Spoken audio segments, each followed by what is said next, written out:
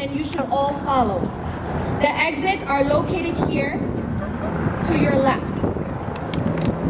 Once you get down, the escalators will get you all the way downstairs to the street level. You meet your graduates at the street level where you can take scenic photographs for beautiful, beautiful memories. Thank you all for joining. Now let's turn around to welcome our graduates.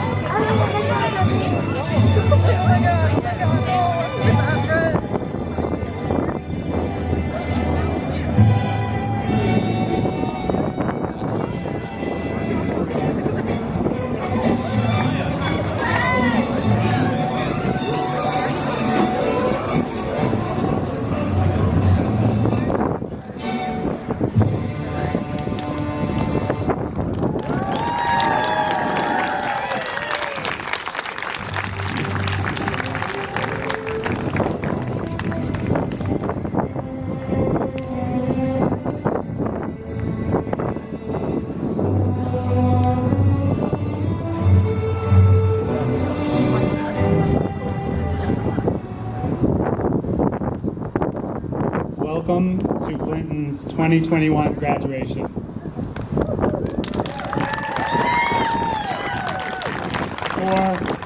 Or as staff likes to call it, 111 down and 2 to go. Clinton graduates, normally I'd share a bit of wisdom from my 10 years as principal, but after this terrible pandemic and all you have sacrificed, it feels only fair to rush my remarks and yield the balance of my time back to you. We have all already lost too much. So instead of a long speech, I'll just ask you to look around to truly see what amazing young adults you have become, to note what you have accomplished, and to dream of all that lies ahead.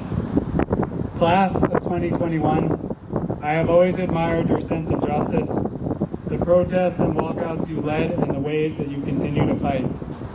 America needs you now more than ever as we confront in the shadow of Juneteenth our history of slavery and bigotry.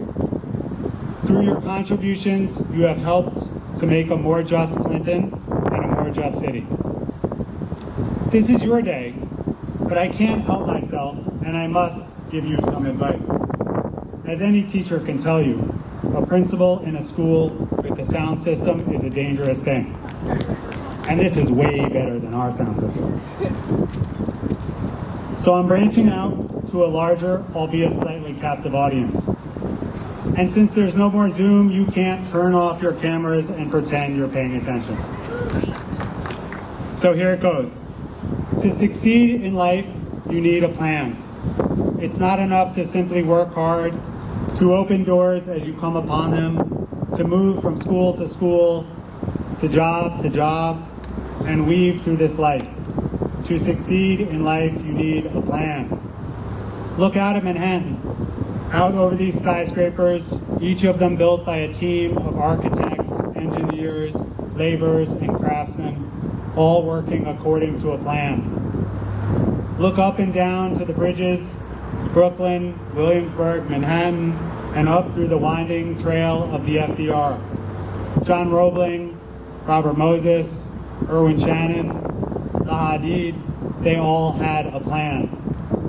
Even the discovery of this harbor came on a mighty journey by Verrazano, and of course, he had a plan. Plans are essential, but as a wise general once said, no plan survives first contact with the enemy. Or, more recently, as someone put it, everyone has a plan until they're punched in the mouth.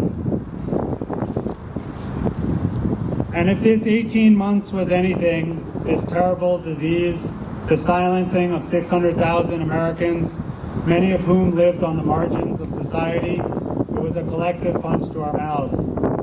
I mourn for my friend Tom and those in our community who fell ill, those we lost, and those who continue to suffer. When school closed last March, the adults had no plan, but they rallied. Our incredible teachers partnered with Cheryl and Matt, supported by Eloy and the custodial team, house and school safety, counseled by Tim and Tracy, and of course taking care of every detail, large and small, Amanda Reyes. I thank them.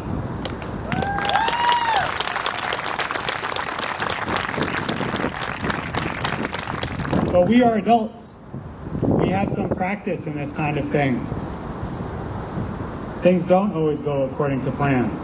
For you graduates, the closing of school last spring meant junior and senior years as you thought you would know them gone. And those traditions that you look forward to, many of them gone. IB exams, college visits, senior trips, proms, school, good old school 5 days a week, with clubs and competitions, musicals, and performances. You didn't sign up or want partial or remote school or do anything to deserve 3 days every 2 weeks. And yet, you persevered through the terrible loneliness, the rise of Zoom school, living with adults and brothers and sisters for weeks and months on end without a pause. I felt your pain personally and professionally. You negotiated calls and friendships, fell in and out of love, and continued to make memories. You never stopped making a difference. At rehearsal the other day, you headed out to jobs as poll workers, staffing vaccination sites, as camp counselors working with young kids, and as lifeguards. I am proud that you are here. I am proud that you have made it, and I am ready to recognize you as high school graduates. It is a strange reversal in that you normally learn from your teachers and principals, but instead we are learning from you. We are learning how you deal with adversity, how you continue to dream, how you deal with the impossible, how to be your best self even when you have to tear up your plans, even when you are punched in the mouth. Here's to the journey ahead. And while it's essential to dream, I think it's okay if you don't have a plan. Congrats to the class of 2021, a legendary group of kids in a truly historic year.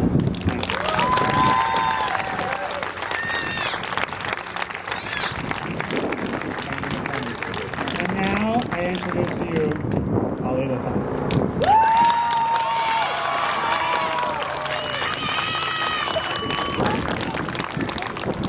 Not as tall as Mr. Levin, so I gotta fix that. Thank you. First, I want to thank the class of 2021 for turning the tables and giving me this homework assignment that was due this morning. Thank you for that. I chastised you all about procrastinating, of course. I was writing last night at 11 o'clock, practicing in the bathroom. I inquired about Clinton's late work policy, about whether it applied to graduation speeches, and apparently it does not. It is great to be here, part of a large gathering and celebration like this. Getting dressed this morning, I thought about how many such occasions we've missed in the past year. And that makes today all the more special. And while getting dressed, I had another thought. That I probably should have tried my pants on before this morning. They don't fit the way they used to. If I tried them on earlier, maybe I could have bought a bigger size or done some jumping jacks or something, I don't know. There's a lesson in here somewhere. Be prepared, plan ahead, something like that. Anyway, I wanted to use the speech to bestow upon you some wisdom that I've collected over my years, and I wanted to keep it as practical as possible. So here goes. First bit of advice. If you buy a car, read the owner's manual. It's as if the people who built the most sophisticated machine you will ever own had the foresight to write down a couple of things about what you might need to know about taking care of it. It wasn't until my fourth car that I actually learned this lesson. It's probably why I've owned so many. My last car, I bought used, and I didn't bother to read the manual because I had a mechanic that I liked and I trusted. And he would tell me when I needed to do things like change the oil or flush out the radiator or whatever. He was always on top of things, and we had a good relationship. And then I started having some car trouble. I felt very serious when I did my accelerator. My engine would rev, but the car wouldn't get any faster. The gears weren't shifting. So I took it to my mechanic, who informed me that I had a serious issue with my transmission. He asked, "When was the last time you changed the transmission fluid?" I paused at this question, thinking it was kind of absurd. I thought, when was the last time you changed the transmission fluid? That's your job, isn't it? He continued, "Yeah, a car this old, you need to change the fluid every 30,000 miles. And again, I'm thinking, you mean you should have changed it every 30,000 miles? And I trusted this mechanic, and now I'm annoyed. But what's evident at this point is that I'm not handling this news very well. I'm more interested in assigning blame than I am in confronting two very real facts. One, this is going to be very expensive. And two, regardless of whose fault it is my problem because it is my car. And last, I need a new mechanic." The first lesson here is that you can avoid a lot of issues when you take advantage of the information given to you. Sometimes it comes in the form of a handy-dandy manual. Not every lesson needs to be learned the hard way. But second, when you bear the costs and the consequences, no one should be more interested, invested, or care more than you do. But does not mean you shouldn't trust other people. Okay, I'll wait.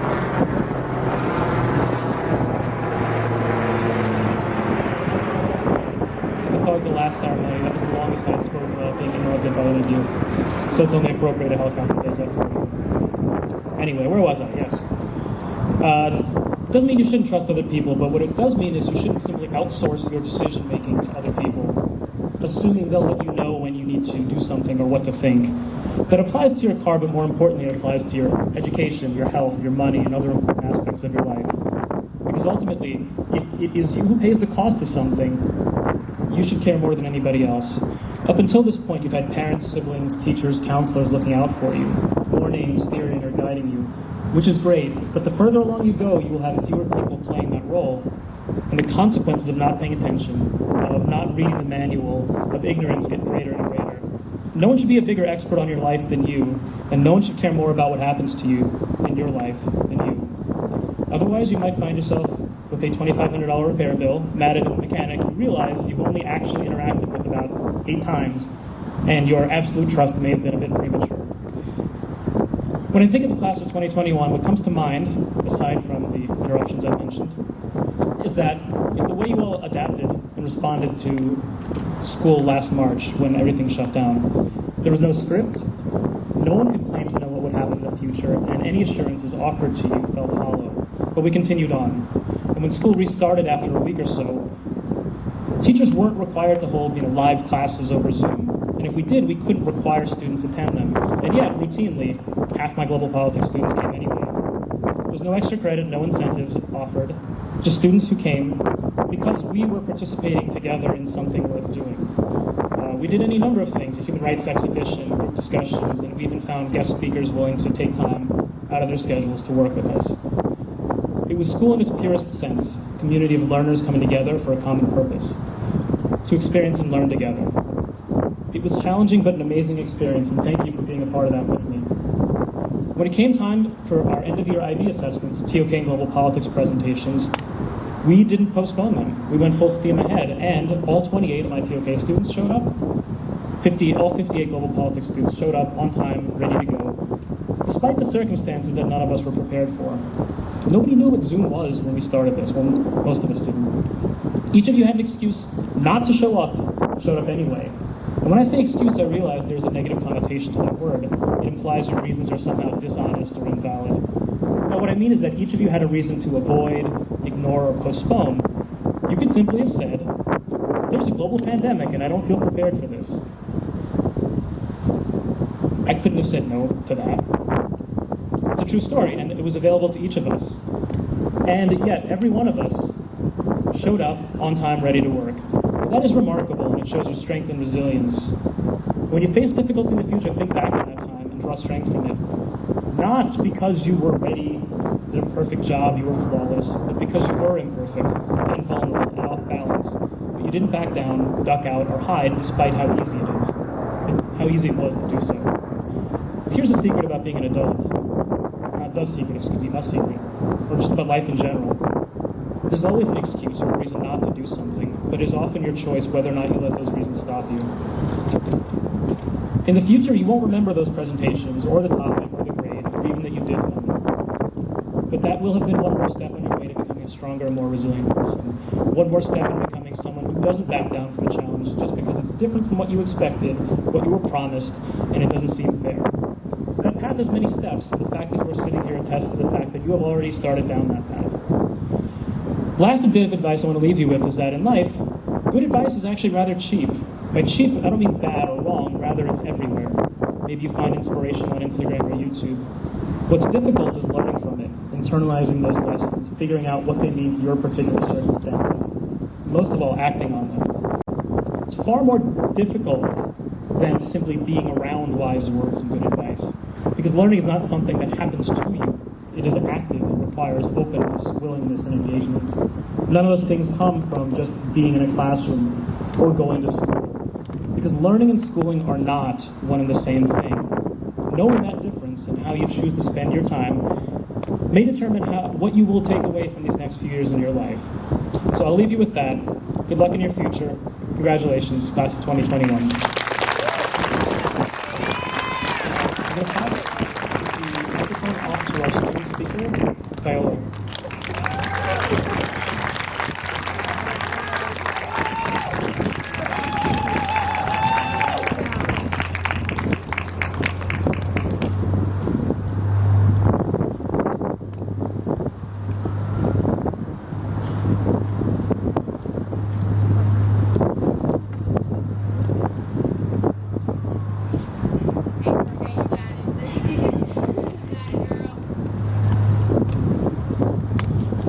Hi. Can everyone hear me? Yes. Great. Good morning, everyone. How's everyone doing today? I don't think I can hear you. Can I hear it again? How's everyone doing today? That's what I'm talking about. I am so thrilled to be speaking with all of you today with the Brooklyn Bridge behind me, even though I can't see it, but it's there. Celebrating the graduation of the class of 2021. Congratulations, guys. We did it. Yes, give yourself some applause. Normally, during a graduation, I'm just going to take this off. Normally, during a graduation speech, one reminisces about their final year and all their years at high school. They talk about the times they spent chatting with friends in the halls, going to clubs, participating in events and extracurricular activities, going out to lunch, crying and laughing through every assignment, every project, and during one senior year, every application and every acceptance, rejection, waitlist, or deferral. But this year, we haven't been able to be with our friends, to talk with them in the halls, to go to extracurricular activities. For crying out loud, we didn't even have a prom. The only interactions we had were with the people we're cooped up with. Thank you, parents, again, and families for putting up with us this crazy year. The mostly faceless squares on Zoom. Or for those of us who went really crazy, our pets, stuffed animals, and any inanimate objects like lamps. In fact, that lamp right there, his name is Steve. Hi, Steve. Thank you. Before the pandemic, even during the beginning of high school, I used to think that the only way I could make a difference in the world was to do something big, something brave, something out of a storybook or an epic. I used to think that the things that mattered in life were the big events, like school musicals, basketball games, student council elections, or even a graduation like this. And while those things are still important, the pandemic and these past 4 years have taught me that's also the little things in life that matter. Sometimes, the most important things are just the everyday moments, like hanging with our friends, going out to lunch, which I said before, walking through Union Square and hearing a jazz band play, or watching your classmates furiously do their homework outside the classroom. I've learned that sometimes the bravest and most impactful thing someone can do is by being kind, treating others with care and compassion, and also persevering through difficult times, even when all hope seems lost. Last year, during the height of the pandemic, I got into an argument with someone about my favorite character from The Lord of the Rings. I know, an incredibly important topic. But during this argument, I said my favorite character was Samwise Gamgee, a hobbit who was Frodo's, the main character's, closest friend. And this person asked me, why Samwise, when they thought there were a lot of cooler characters to choose from, like Gandalf with all his wizard powers, or Legolas, who not only is a total boss at archery, but thanks to Orlando Bloom, is also perceived as insanely hot. I said to this person that the reason why Sam is my favorite character is because he's the one who marches through the evil land of Mordor and still manages to put on a brave face and be there when Frodo slipped under the ring's malicious influence. He's also the one who, despite all the hardships, all the terror, all the horrible things he and Frodo had to endure, he's the one who could still smile, still see a way out, still held on to a belief for a brighter future. As he says to Frodo in the second book, The Two Towers, there is some good in this world, Mr. Frodo, and it's worth fighting for. In some funny way, this pandemic has been our own Mordor, our own treacherous ordeal that we had to get through, whether we wanted to or not. In fact, throughout our short lives, not just during the pandemic, we've had to deal with plenty of bad things. But instead of orcs or dragons or creepy disembodied voices, we dealt with a president who would rather lie to save his own pride than tell the truth and actually lead. Numerous school shootings, racially charged attacks, whether they be the murder of George Floyd and many, many other innocent black people. The Islamophobia from 9/11 that still lingers to this day, or the hate crimes against Asian Americans. We've grown up having difficult discussions about race in our English classes, something our parents' generation never even talked about. We've been taught to be conscious of how the gender identity of the people we're attracted to, or even our own gender identities, affect how we're perceived and treated in society. We've grown up knowing that our planet is suffering, and it falls to us now to deal with it, to figure out how we can save the planet for future generations.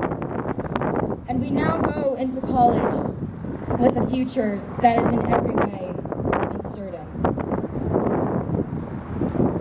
But this is what makes this day even more impressive, and why I think all of us should spend this day celebrating our achievements. Because despite all I've listed, through walkouts, sit-ins, and protests, we are here having an actual in-person graduation, something we didn't think possible a few months ago. We are here after a year where we had to deal with virtual school, which, I don't know about you guys, but I sincerely hope I never have to attend class over Zoom ever again. Yes. We are making our way through a global pandemic and are still living, breathing, and ready to take on the world. Like Sam, we have braved a treacherous time in our lives, continuing to persevere through our quest to outlast this pandemic. And I ask that all of us, not just students, but parents, teachers, and faculty, have hope that, especially with the rates vaccines have been going, this ordeal will end. That for us students, we go into college with the belief that there is a brighter future. So toss your cap up into the air, elbow bump your peers, thank your teachers, and hug your parents. Maybe go get ice cream after the ceremony, or hang out with your friends, or eat lunch with your family, or go home and binge Netflix if that's more of your thing. It doesn't matter. We deserve it. In a year where celebrations were few, this is not a bad way to begin what will hopefully be one of many celebrations, achievements yet to come. Thank you.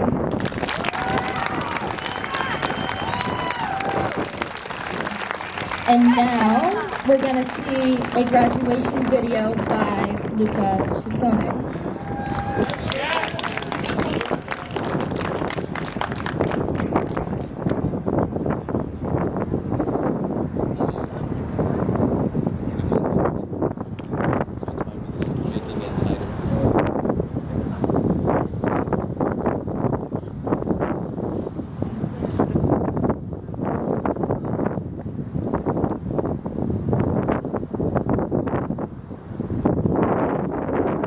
Hey everyone, as some of you may know, I'm Luca, but for those of you who don't, I'm one of the graduating seniors this year. I've been at Clinton for 7 years, along with many of you, and together we've gone through so many amazing and some unfortunately hard times.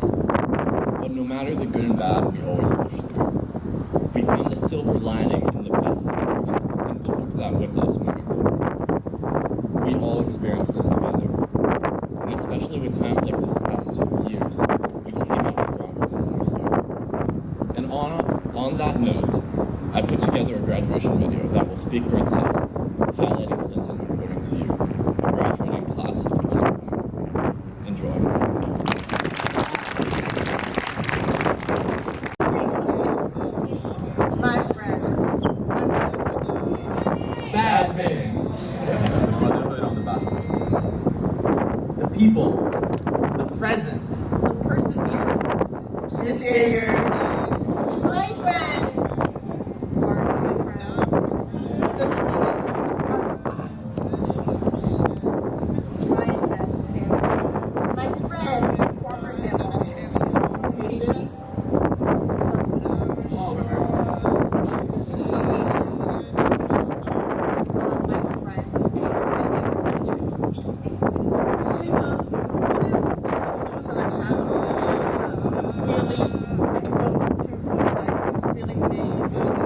online experience gave me a lot of opportunities. I guess the location made me I guess the sort of test New York City thing is that right in the heart of Union Square. So getting to go outside. It wasn't just sort of in and out of school. It was like explore the area, you get to know this place like your neighborhood. What made my time at Clinton special was definitely my friends, the supportive faculty, and just like all the amazing people here. What made my times very special at Clinton was probably our amazing advisors, like Miss Jackson. She really supported me and helped me out throughout the entire, 3 years I was here, and always just, looked out for me. Amber made my time at Clinton special. Parker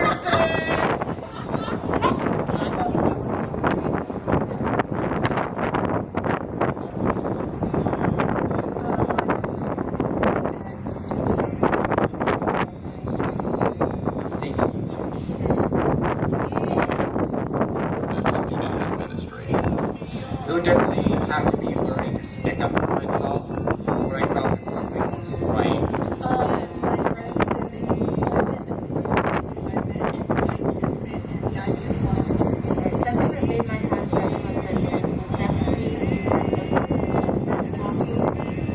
Playing all 4 years throughout high school, I really got different teammates that, brought me joy on my Saturdays. I think it was always so positive. That's something that I really appreciate. my teachers, my friends, how supportive the teachers are. Being able to spend time with my friends during class and during lunch. I've made a lot of friends.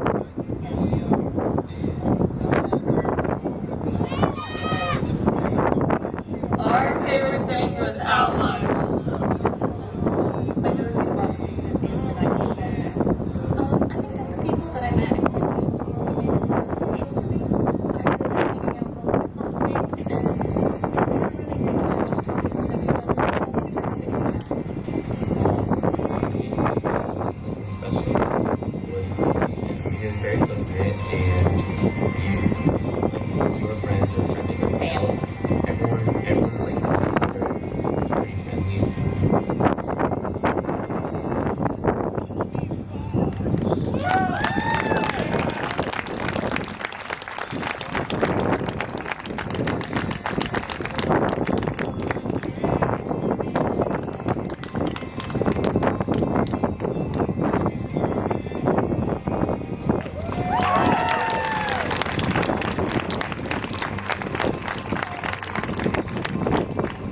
All right, thank you everyone, and enjoy. Congratulations, seniors. Congrats!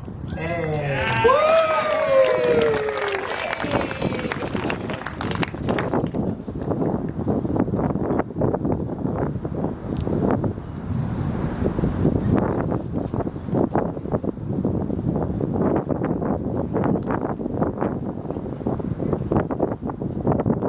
Wow, what a great video. Let's give that a hand.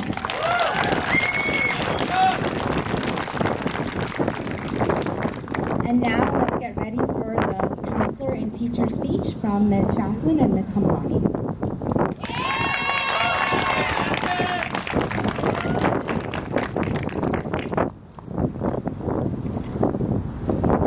Hello, class of 2021, Clinton teachers and administrators, family, and friends. Congratulations to you all for making it to this momentous day. Your class personally holds a special place in my heart as being my first group of baby 6th graders ever. And while I didn't admit this to you at the time, my first students ever. When I came into Clinton as a brand new grad, I wasn't quite sure of what to expect. As nervous and excited as I was on the first day, you all entered that building with an equal amount of nervousness and excitement. As our year went on, we experienced many firsts together. Our first color wars, our first math wars, and our first war with a stapler, as I witnessed a student staple his finger for the first and hopefully last time in class. I won't mention his name, but you know who you are. The same student also helped us keep a brave face every time we found a cockroach in the classroom or a mouse scurrying down the hallway. I learned early on that you were all a resourceful and creative bunch. I will never forget all of the science songs you would write and perform with accompanying interpretive dances in that old sixth-floor lab.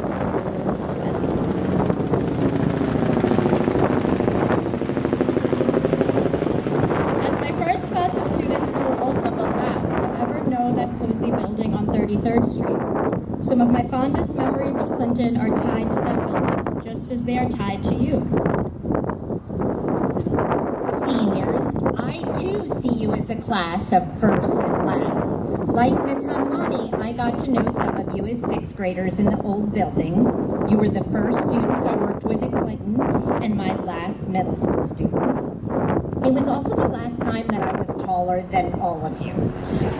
When you started high school on 15th Street, you had other firsts and lasts.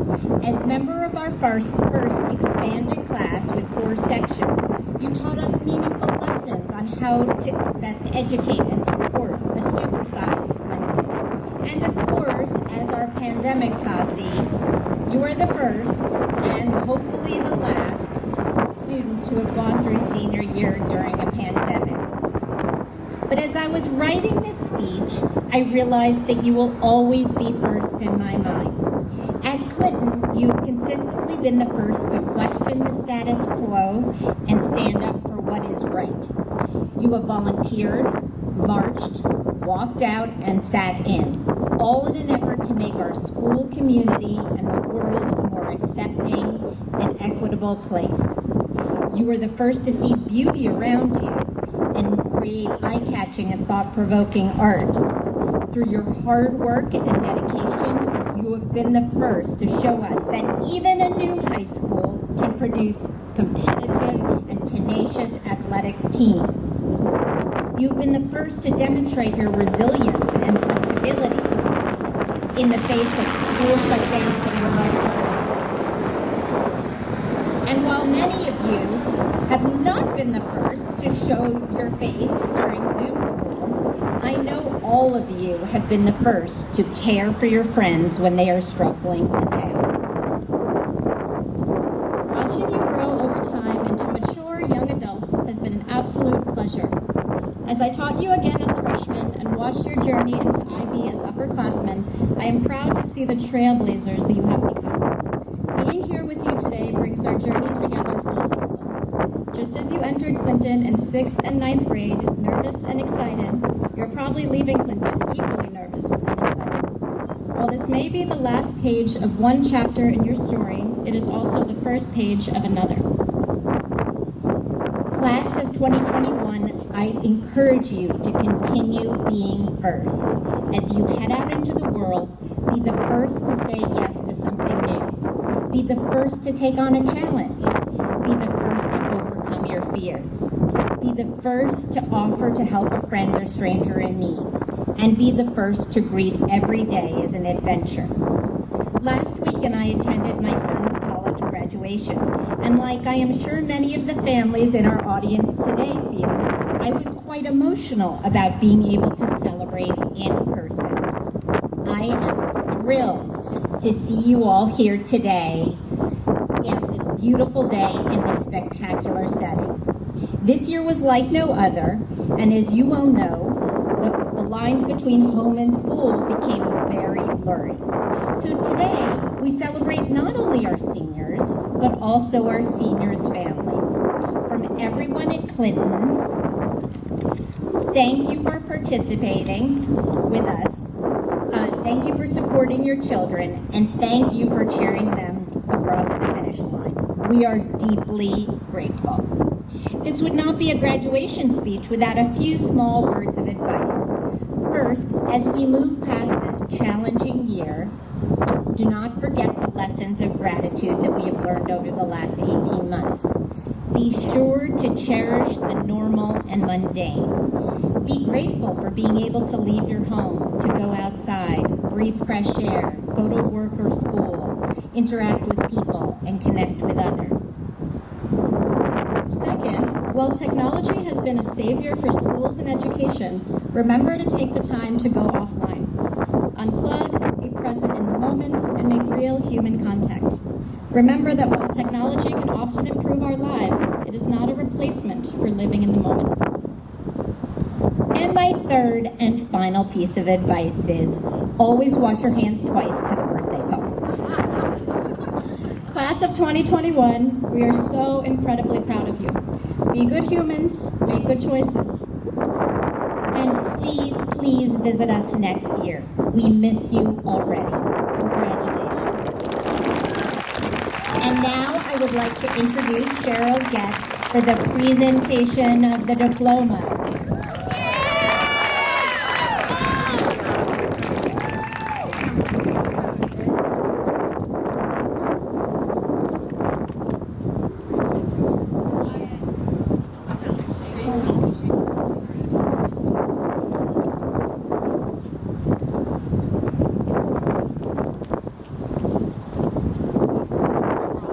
My great pleasure and honor to announce the graduates for the presentation of diplomas.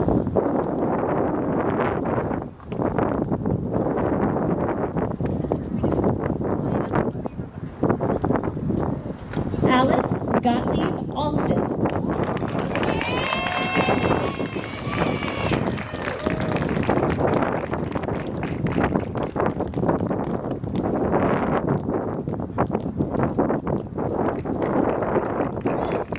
Sadie Antrim.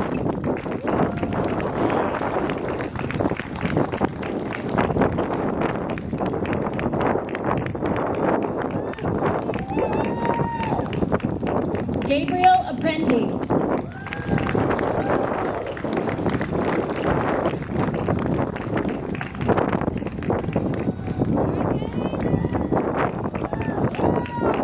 Saba Athenios.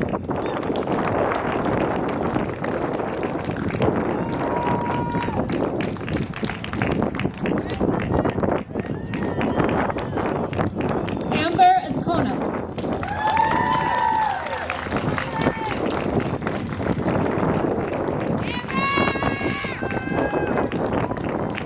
Violet Becker.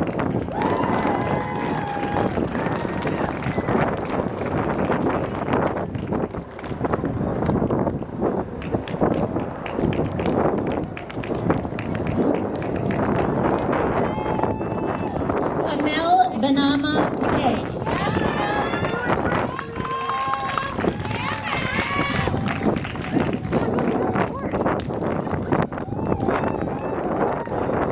Sasha Beutler.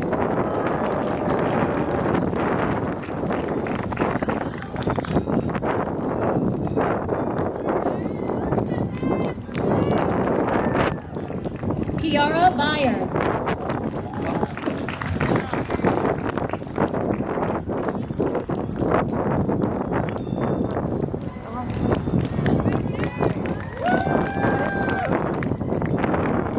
Isla Bickett.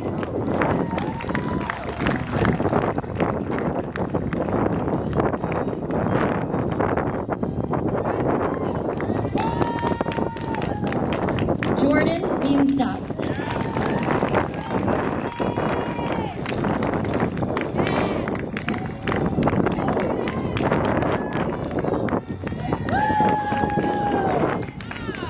Wesley Bodwell.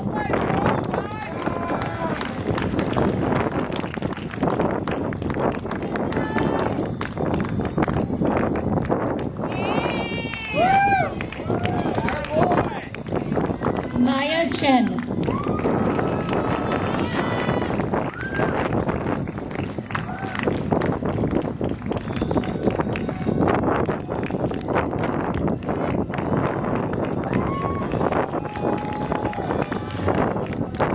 Luca Chiosone.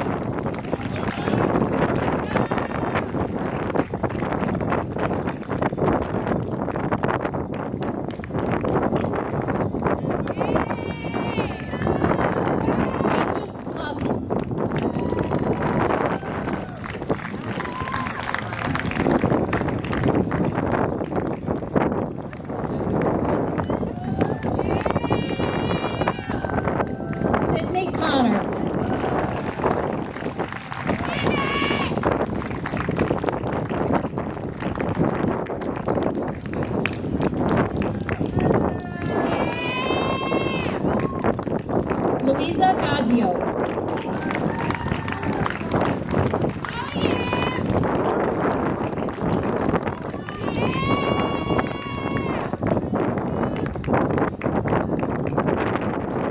Tallulah Deschamps.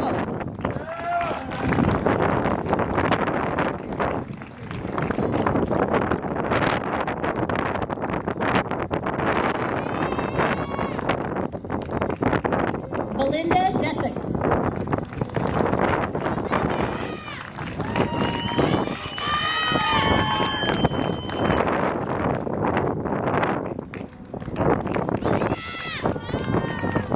Forrest Denker.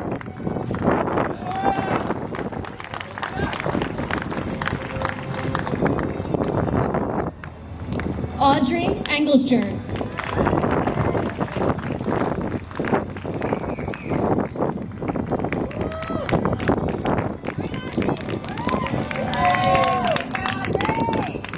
Avril Prius.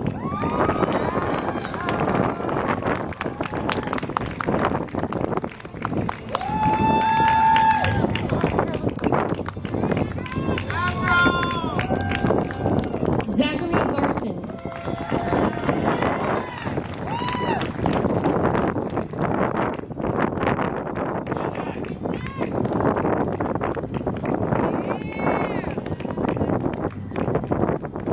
Melena Glover.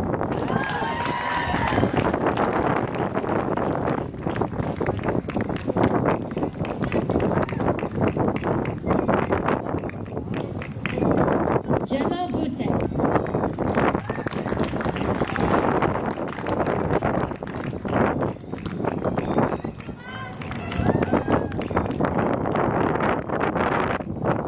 Aiden Grant.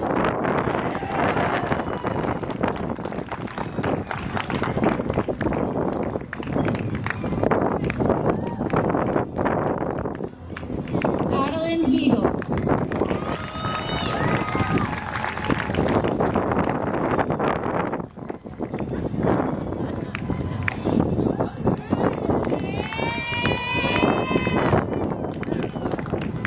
Zach Heidenreich.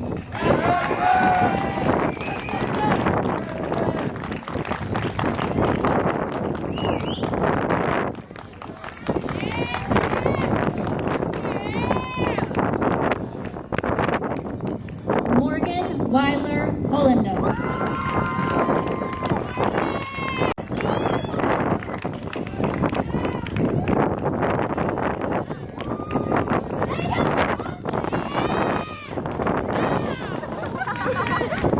Viola Shaw.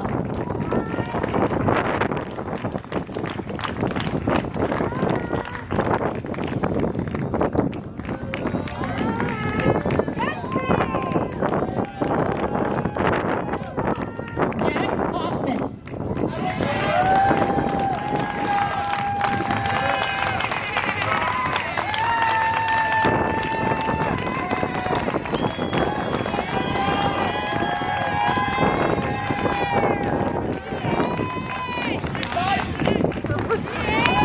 Kaya Kimball.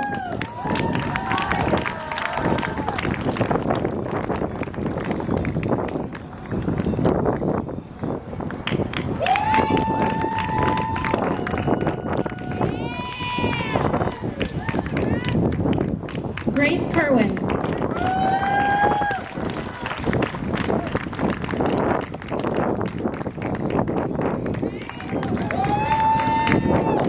Oliver Kivett.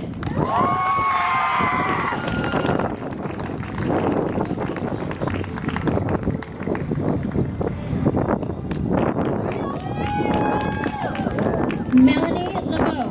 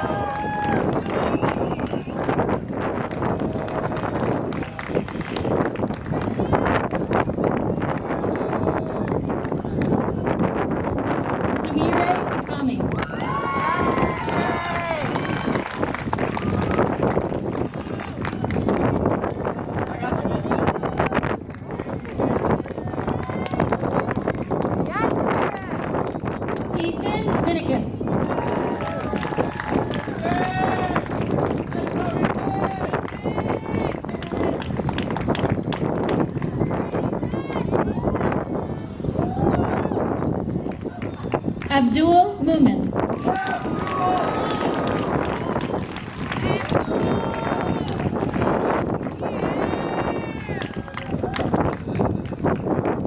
Kara O'Neill.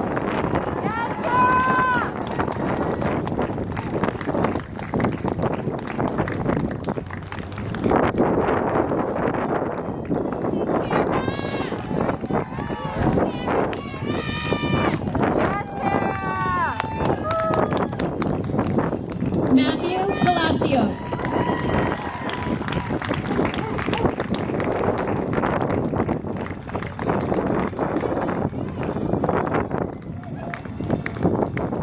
Zayla Perryman.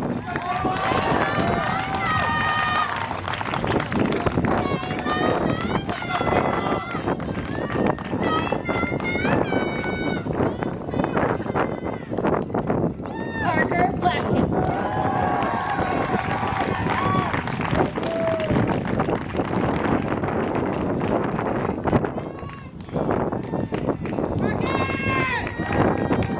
Joseph Reynoso.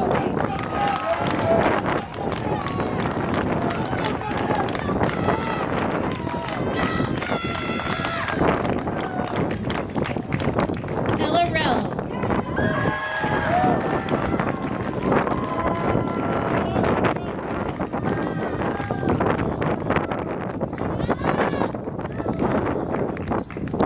Anna Rowe.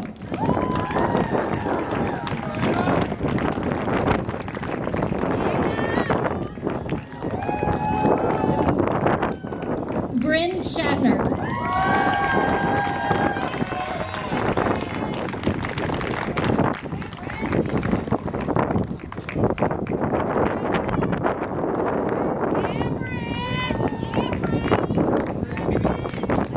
Eleanor Schlenoff.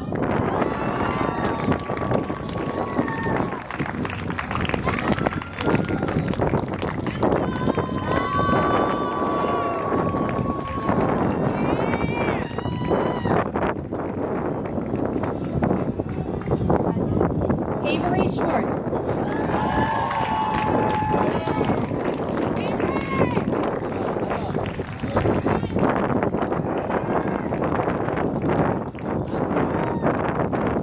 Wyatt Chu.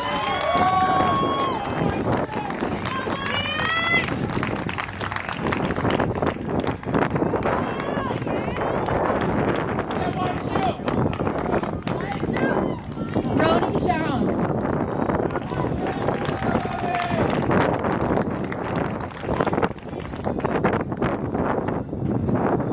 Troy Spezia.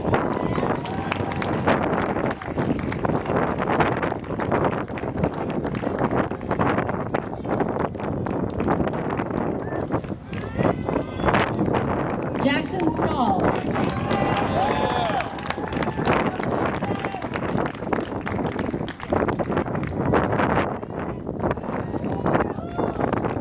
Samantha Tan.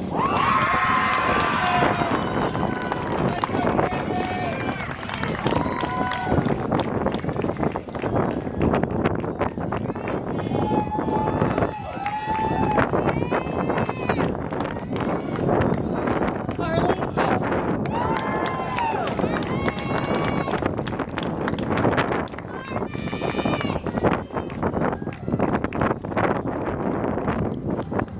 Tamara Turk.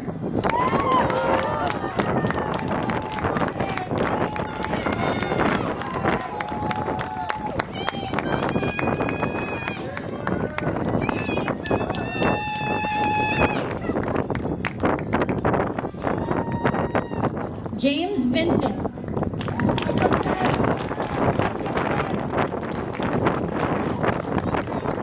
Rose Pilates.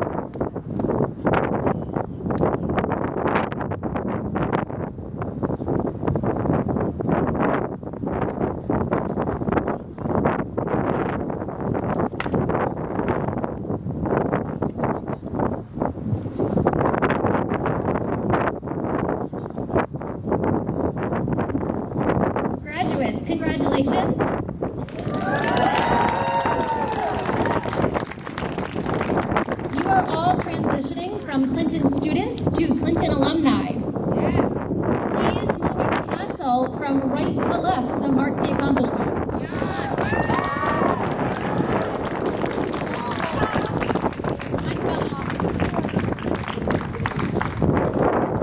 Graduates, please turn to face our Clinton community in the audience. Family and friends, I am pleased to present the Clinton School Class of 2021.